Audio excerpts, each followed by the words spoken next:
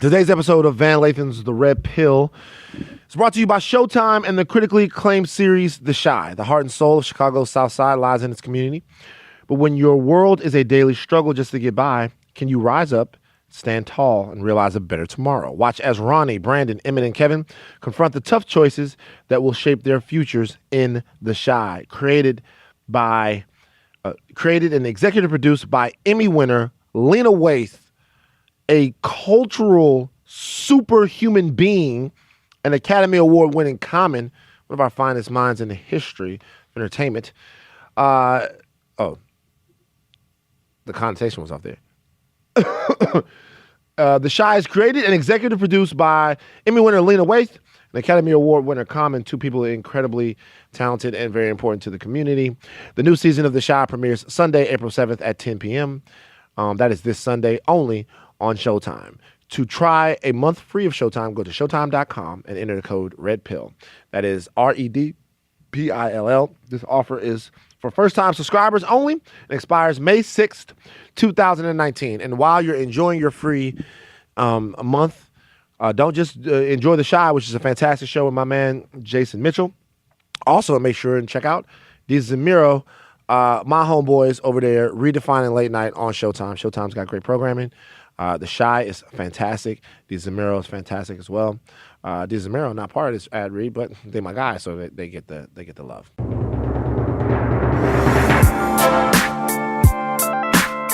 Welcome to Van Lathan's The Red Pill, where we give you the brutal reality of truth.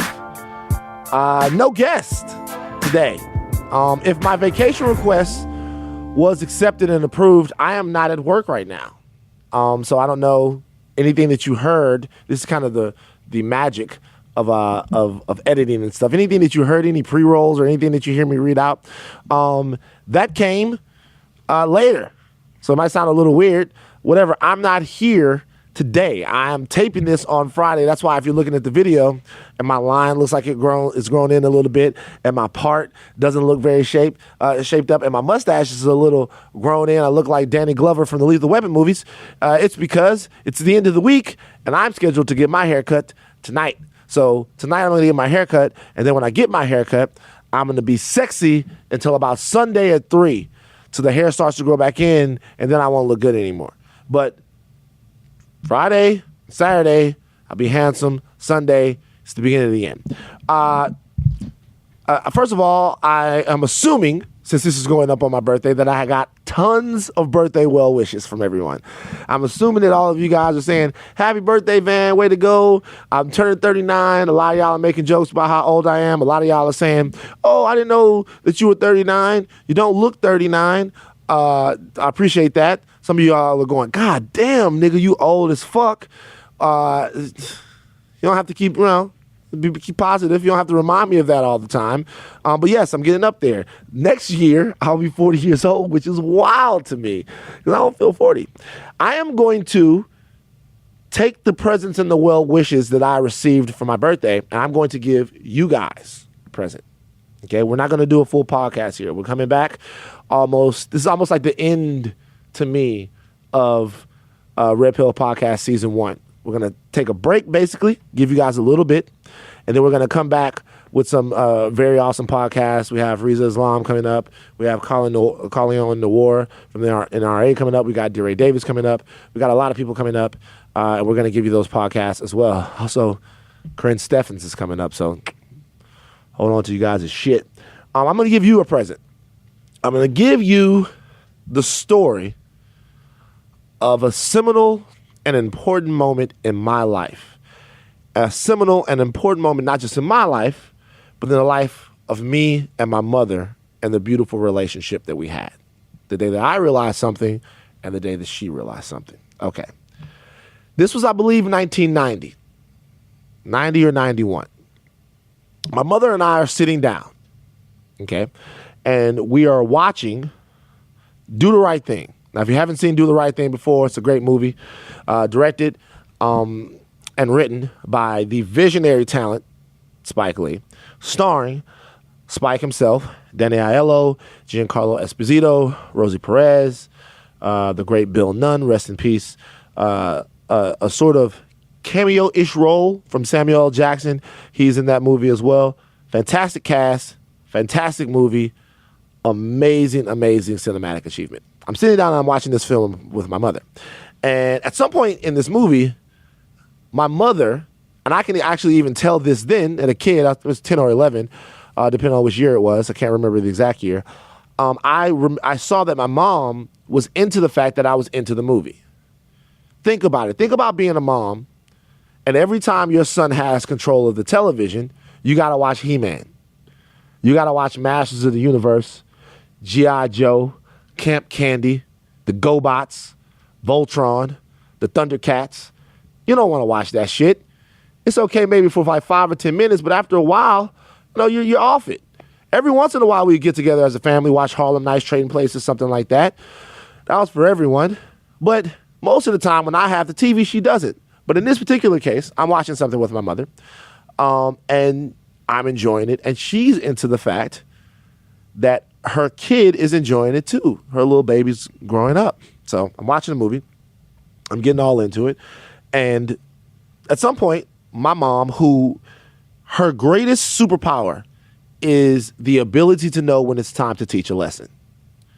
Like, my mother is good and great and wonderful because her mind is directly connected to the Spirit of God. And so when she gets a quickening, she gives it right to you. Hey, this is what you need to know in this particular point. This is what you need to know at that particular point. She's good at that. She's divine like that. She's awesome and amazing like that. So we're sitting down, we're watching a movie, and I'm into it, Pretty soon, Rosie Perez's breasts are going to come up on the screen, and they're going to change my life forever. And my mom looks at me and she says, did you know that Mookie, the guy right there, his name is Spike Lee, he wrote and directed the movie? I look at my mom, I go, what does that mean? By the way, I just licked my lips, and I'm hoping when I licked my lips right there, they were a little dry. And I'm hoping that the first part of this, I didn't have ashy lips, because there's nothing but white boys in here right now, and they wouldn't know whether or not my lips were ashy or not. So if my lips were ashy for that entire time, I apologize, especially to my mom, who, no matter how beautiful this story is, the thing that she would call me up and talk to me about was the fact that my lips were ashy the whole time I was telling it. Doesn't matter what I say about her. Don't matter how nice it is. If you tell a story with ashy lips, you're not going to get through to my mom. Boy, you out there in L.A., I know it's windy. I'm going to send you 5 boxes of Carmex, and you better use all them motherfuckers. Anyway, so we're watching the movie. My mother says to me, she says, Mookie, the guy's name is Spike Lee, he wrote and directed this movie. And I'm like, what does that mean? And she says, well, you know how you write stories? I'm like, yes. She's like, tell you about a story I wrote one day, too. Got me in trouble in school. She's like, you know how you write stories? Yes. So he wrote the story that they're all acting out. And the director, that means that on the set, when they're shooting the movie, he's the guy that stands and tells everybody else what to do. So if you see the camera swooping in from somewhere, he set that up. Everything that they're talking, the way they talk, how did they talk, he is in charge when they're on the set. He is the boss. He is the guy. Everything that you see comes from out of his mind because he wrote it, and then he directed it. He gave the movie its visual look, its pace, and its tone. My response, without missing a beat, to my mother was, they let black people do that? No hesitation. She paused. And my mother does this other great thing to where when she's really affected by something, she kind of wells up before she answers, before she downloads whatever she's going to do. She caught herself in this moment because she didn't realize that I had gotten a whole bunch of information that she hadn't given me. She didn't get the fact that while she was telling me that I could be and do whatever I want, society and where I was giving me a completely different set of rules. See, the reality is that I wasn't seeing too many people that were super successful and uber successful, and I wasn't seeing any people that were standing around telling people what to do that were black. My father owned his own business. I wasn't out there with him just yet. So I wasn't seeing, I wasn't intimately acquainted with black entrepreneurship, black ownership, black excellence. I just wasn't seeing it as much as I should yet. My mother goes, yeah, of course. You can do whatever it is that you like. Like all of those people listen to him. They finance his movie. They finance his idea. And he is responsible for whether or not that's good or bad. All his responsibility, all his power, and that can be you no matter what it is that you're trying to do. Two things happened after this. Number one, I changed. I changed from the very notion that a black man was in charge. I changed. For the rest of my life, I was in charge. If in charge of no one but myself, I was in charge. If I'm in a room, you talk to me, you get exactly what's in my mind from me. If we're out somewhere, you got something to say, you get exactly what you're like what's on my heart. Always. I had been given permission in that moment right there to never be a beta to anyone's alpha ever again. And that doesn't mean I went around imposing my will on people. That doesn't mean I run around being bossy and telling people what to do. What I was told, shown in that moment, is that there is no limit, no cap, no sort of, I don't know, check, no end to what a black man can accomplish. And that's because Spike Lee had directed the movie. Now, I would love to say that mom didn't cry here, but she cried. She cried because in this moment, my mother realized what she was up against. She got it. This is not to say that my parents hadn't done exactly what they were supposed to do with me. They always did. My father gave me a backbone. My mother gave me compassion. These were the greatest gifts that they could possibly give to me. My mother gave me the ability to multitask. My mother gave me the ability to walk into a room and be enough of a man to realize that being a man wasn't implanting myself, wasn't dominating other people and putting them under my thumb and making them feel afraid as soon as I step into a room. My mother gave me a part of manhood that only a woman can give to a man. The part of manhood to where you're strong and centered enough in yourself where you can lean into somebody else. Lean into them, empower them, make them laugh, help them. And I've spent a lot of my life trying to master that and trying to get away from the part of me that just wants to go in, win everything, and dominate everything. I think that the reason why this moment has never left my brain is because, and I'm sure it's probably left hers. I think the reason why this moment has never left my brain is because the knowing of who you are, and what your purpose is the most powerful gift that human beings have. Once again, my birthday, gift giving time. And you can only get it from someone who has accessed it for themselves, knows how to find it, or knows how to explain it to you. If that makes any sense. In this particular case, a relationship between a mother and a son ended up in a conversation where for the rest of my life, I've chased the arts. I've wanted to be the guy on the set telling people what to do, writing with them, working with them, getting my art out so that then one day some kid can be inspired to change their situation and change their mindset like I was from Spike Lee, which doesn't matter how crazy bad a Spike Lee movie is. I'll never diss Spike in person because he literally changed my life. Like literally. For my mother, I think that what she realized was that there are parts of this game that you have to be able to touch. A little while later, I would go to the doctor's office of my friend Travis. Travis Messina, his father was an orthopedic surgeon. He was a surgeon of some sort, and or a rehabilitation guy of some sort. And we went into Travis's office, Travis's dad's office, and Shaquille O'Neal was in there. Shaq. At that point in my life, I thought that I had to be either a ball player or a rapper or someone super famous and rich and ingrained into the entertainment industry to meet or hang out with somebody like Shaq, right? Travis's dad was a doctor. Doctors get to hang around Shaq. They get to live in amazing, nice homes and be around amazing, interesting, incredible people. They get to do that. So the reality is that if you really want to live that type of life, all you got to do is go to school and get good grades. That's it.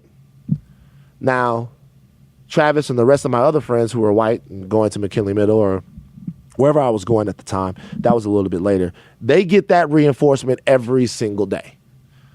Every single day, they get reinforcement that accountants and doctors and financial guys and small business owners, all of these people are successful, in control, in charge, and living great, amazing lives. Where I was from, just didn't get it.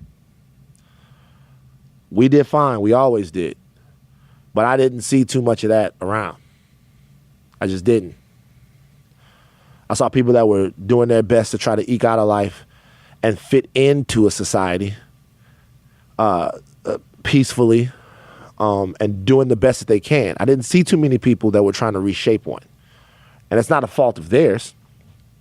It's just the way things go. I saw in my community survival and getting by, if you will, was sort of the imperative. But actually reshaping things to bend to your will, that was something that I didn't see very much of. And when you did see it, you saw brothers taking incredibly risky chances in order to do it. So, what is the greatest gift that I've been given in my life? The greatest gift that I've been given in my life, which my mom and Spike Lee teamed up for, is the gift of belief. I believe in myself. I believe in myself, and I believe in my community. Bar none, the end. None of what they say about y'all do I believe, because I know y'all. And when I say my community, I don't just mean black and brown people. I mean them first. Sorry, Austin. But I don't just mean them. I mean everyone that is in search of freedom, equality, and fair and equal expression, not just America, but in the world. All of those people are part of my community.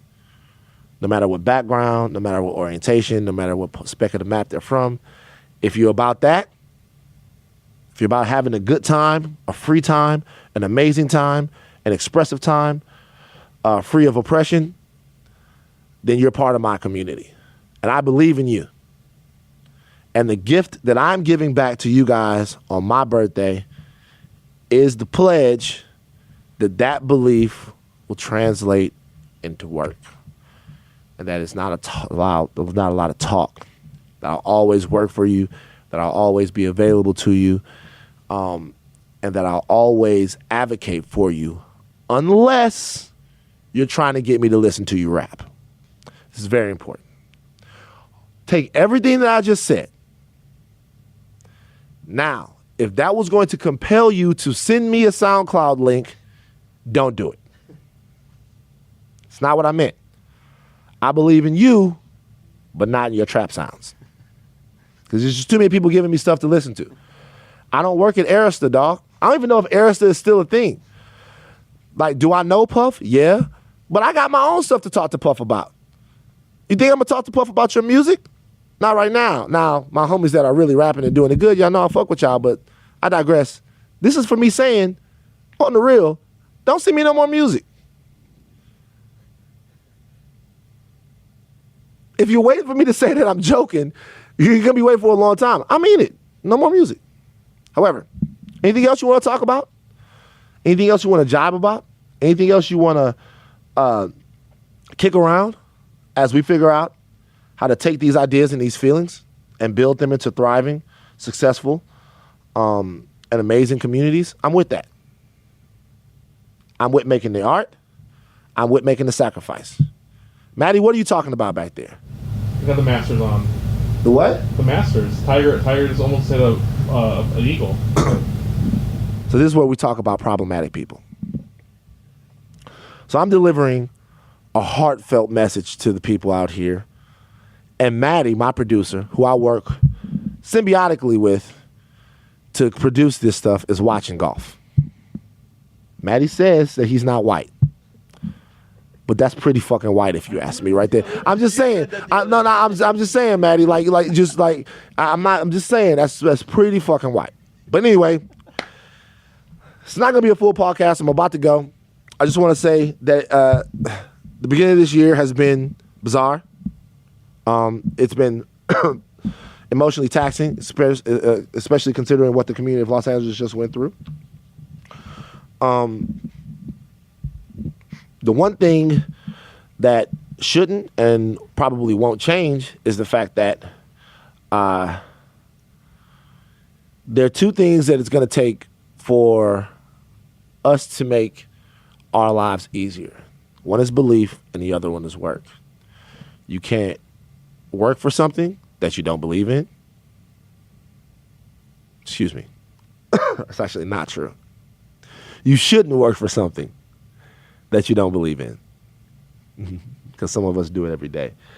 But you also, if you believe in something, you have to do the work. If you believe in it, you have to do the work. Spike didn't just do the right thing, didn't just come together. Spike wrote it, he directed it, but even before he directed it, he had to get the money together, had to do all of these steps, and what he put forth still inspires me to this day and made one of the most precious moments I've ever had in my life. So I want to thank him. I want to thank my mother. And I want to thank my sister for not fucking with that movie. She doesn't really fuck with it too much. She likes other Spike Lee movies. She likes Crooklyn, which is not as good as Do the Right Thing. But my sister, another person who really was instrumental in me becoming a strong person, because she would do this thing to me to make me tough, where she would slap the shit out of me every time she saw me. And that was important. So Ebony, if you're watching this, I love you. Thank you guys for the happy birthday gifts. We appreciate you listening to The Red Pill. We appreciate you accepting of this little mini podcast. We're not going to give you a whole podcast. Austin, do you have anything to say to the people? Austin's going to jump on the mic. Happy birthday. Happy birthday. Appreciate that. Maddie, are you going to wish me a happy birthday? Yeah. Appreciate it. John? It's kind of weird when you're like going like one by one and asking friends. Well, I'm asking because the reality is that y'all, I put all of this out there, and at no time did any of you guys say a happy birthday to me. I know, but we're doing it now, and I won't be here Tuesday if my vacation request got approved, so I won't be here. So I just thought maybe you guys would want to say it now. But fuck it now. Fuck that shit. I don't want no happy birthday from you motherfuckers now. Mama, I love you. Dad, I got a million good stories to tell about you, and they will all be told, including the time that you told me it would be shameful for me to be a virgin at 16. We're going to donate an entire podcast to the time that you told me you don't want to be 16 and be no virgin. Then he says, okay, if you're going to be having sex, let's go get some condoms. And then we get the condoms. And then he says, now I didn't buy you them condoms for you to be snapping them off like no snap-on tool putting them on. Like my dad was upset I was going to masturbate in the condoms. By the way, condom masturbation was a big deal. Did you guys ever do that? No. Maddie, stop acting like you never jack off, dog. Like that look like I'm serious. Like it's like that's weird. That's weird that like people listen to this and they think, yo, what kind of weirdos is Van working with? Like that this guy always acts like there's something wrong with it. They're talking about the fact that never you jack. existed. Actually, you're just talking to no one. No, we're talking to no one here. You because you, Maddie, trying to act like you don't jack off. Maddie, seriously. That's not what I said. I didn't say. So how often do you do it? That's not what I'm going to answer at all. Well, I'm saying, why wouldn't you answer that? Because I'm not. Can we hear Maddie right now? No. Well, like Maddie, like why wouldn't you? But why wouldn't you? Maddie doesn't want to talk about this. Maddie, get on the mic real quick. Get on the mic. Why? What's so fucking terrible? About talking to people. I just showed how one story. I got something to say about this. What? Working with Van, this is what he does. He doesn't. Van's a very nice guy. I'll get the niceties out of the way. He's a very nice guy. He actually really does care about. You have really intense one-on-one conversations with him. But the thing is, you have to have one eye open all the time because anytime you talk to Van, he's just looking for something he can use against you, like as like this ruthless, like I'm trying to think of like a Napoleon. What are you talking about? You're just trying to get anything out of the conversation that you can use to make fun of someone a week later in front of someone they like or they idolize, you know, in front of their boss. Listen, let me tell you something. How many times have you told that Austin story about him being high? You know, yo, the reality is that I saw Austin high. I don't know what you're like. To me, the only thing about that is if the story is a lie. I saw Austin high at a gas station, harassing some lady's dog, which this nigga thought was a pig. That's how high he was. It was a rat. Definitely a dog, by the way. But what I'm trying to understand is, and we're going to let you guys go in a second. I promise you. What I'm trying to understand is, and by the way, I really do love y'all, and I appreciate all the birthday well wishes that I know I'm going to get. And more to this point, I appreciate the well wishes that I get from people every single day. I'm doing my best. But I appreciate the fact that you guys appreciate me so much. But back to Maddie and this jacking off thing, it to me, it's weirder to me, especially at this time. Let's talk about this for a second. We live in like an apex of jacking off. Masturbation has never been more accepted. When I was growing up in Baton Rouge, you couldn't even admit it that you jacked off. You couldn't even talk about it. Like someone would be like, ugh, you jack off. The only person that would admit that they were jacking off were the white guys, actually. They would be like, fucking yeah. By the way, white boys back then would say that they jacked off to like weird shit.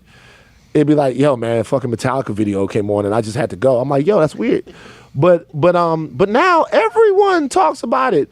Everybody's a Pornhub is everywhere. Everyone's talking about masturbation. I saw some kind of Chinese masturbation machine. Have you seen that video? I have. Right. So you can pay and buy that and put it in your house. Why are you still so skittish about telling the world? I'm not that you jack off? I'm skittish about telling Van Lathan, the person who's a character assassinator in The Office. Okay. You're willing to. Okay. All jokes aside, I'm being serious here. Because we're going to put this entire podcast on Instagram Live. This right here, it's all going on Instagram Live. The whole thing. I'm serious.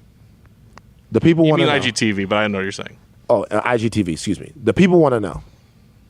How often? I'm not going to answer. I'm not going to give you that. Why? I just told you on principle why. It's not even about, if like, I was talking to Austin, whatever, we're chopping it up.